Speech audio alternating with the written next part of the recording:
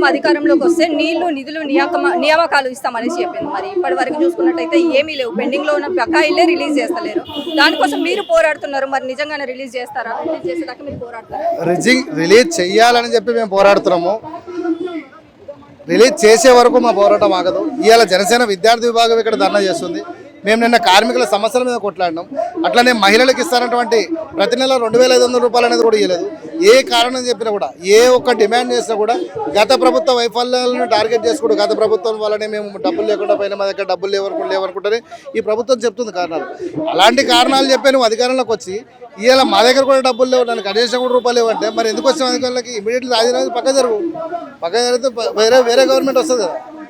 అంటే విద్యాశాఖని వేరే వాళ్ళకి ఇస్తే న్యాయంగా నడిపించలేరు అనేసి నా దగ్గర పెట్టుకున్నా అనేసి మాట్లాడిండ్రు మరి రేవంత్ రెడ్డి. అట్లాంటి రేవంత్ రెడ్డి ఇప్పుడు విద్యార్థులకు ఒక తెల్ల పేపర్ ఇస్తే కనుక నింపలేని పరిస్థితి ఉన్నదనేసి కూడా మాట్లాడుతున్నారు. మరి దీన్ని ఎట్లా చూడాలి? ఇప్పుడు మొన్న ఒక ఇది చూస్తాం మనం, కేంద్ర ప్రభుత్వంలోనంట కాంగ్రెస్ ప్రభుత్వం అధికారంలోకి వస్తే జెన్జీకి విద్యాశాఖ మంత్రిని ఇస్తా అని చెప్పేసి రేవంత్ రెడ్డి పెట్టించారు.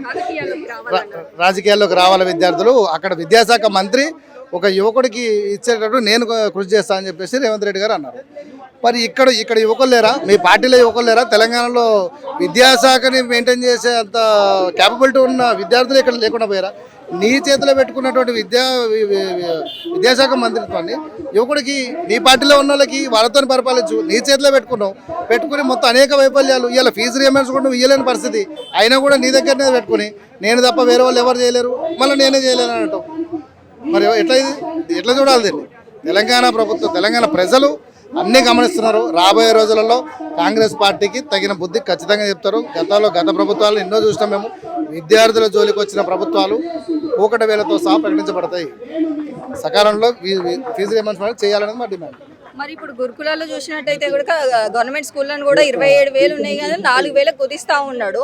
మరి గురుకులాల్లో కూడా నేను మంచిగా చేసిన, పౌష్టికాహారం అందిస్తానా, పిల్లలు మంచిగా ఉన్నారు అనేసి చెప్తున్నాను. నిజంగానే ఉన్నాయా? అది వాళ్ళు చెప్పడాలకు ప్రగల్భాలు పలకడితే సరిపోదు మేడం. అక్కడికి వెళ్ళి చూడండి ఒకసారి.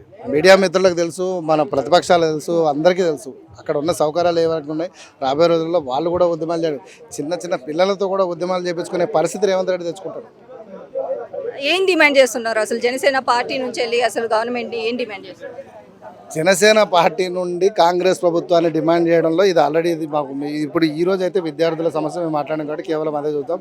సకాలంలో ఫీజు రియంబర్స్మెంట్ అనేది రిలీజ్ చేయండి. రిలీజ్ చేసి పేద మధ్యతరగతి ప్రజలు, ఒక పిల్లలు ఎంతోమంది చదువుకుంటారు, వాళ్ళకి రియంబర్స్మెంట్ అనేది ఎంతో అవసరం ఉంటుంది. లేకుంటే వాళ్ళ కుటుంబాలు అప్పుల పాలైపోతాయి. సో మీరు ఇమీడియట్లీ రిలీజ్ చేయాల్సిందిగా మా డిమాండ్ చేస్తున్నాం. మరి ఇక్కడ తెలంగాణలో జనసేన పార్టీ అధికారంలోకి రావడానికి ప్రయత్నిస్తుంది, దానికోసమే ఈ పోరాటాలు చేస్తుంది అనేసి కూడా మాట్లాడుతున్నారు. మరి దీని మీద ఏమంటారు? మా నాయకుడు పవన్ కళ్యాణ్ గారు అది గతంలో ఆంధ్రప్రదేశ్లో కానివ్వండి, లేదా ఇక్కడ మా నాయకులు కానీ, మేము ఎప్పుడు కూడా అధికారం కోసం ఇష్టం వచ్చిన అడ్డదారులు తొక్కేవలసిన కాదు. జనసేన పార్టీ ఒక నీతి నిజాయితీ గల పార్టీ. మా పార్టీ ఏ రోజు కూడా ప్రజల పక్షాన పోరాడుతుంది. రేపు అధికారం అనేది ప్రజలు ఇస్తే ఖచ్చితంగా మేము స్వాగతిస్తాం. బట్ అధికారం కోసం అడ్డమైన పనులు జరుగుతున్న ఇష్యూవే కదా, మేము ఒకళ్ళని చేస్తలేము. మా పార్టీ కూడా కాదు కదా, అన్ని ప్రతిపక్షాలు పోరాటం చేస్తూ ఉన్నాయి. దానిపైన సమాధానం చెప్పలేని వాడు ఎదురుదాడి చేస్తాడు ప్రజల మీద. ఎప్పుడైతే మీ దగ్గర సమాధానం లేదో, ఇట్లాంటి పిచ్చివాగుడు అవి మాట్లాడుతారో అలాంటి వాటికి జనసేన పార్టీ రాబోయే రోజుల్లో ఖచ్చితంగా సమాధానం చెప్తారు.